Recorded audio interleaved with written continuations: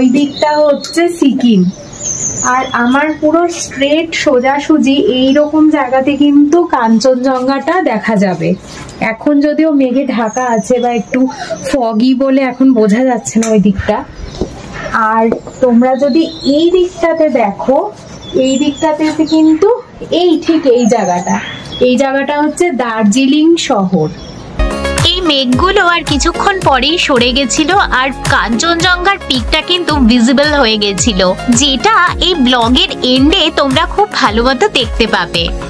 আর দার্জিলিং সিটির একটা গ্লিমসও কিন্তু এখানে হিউম্যান আইতে যথেষ্ট ভিজিবল ছিল।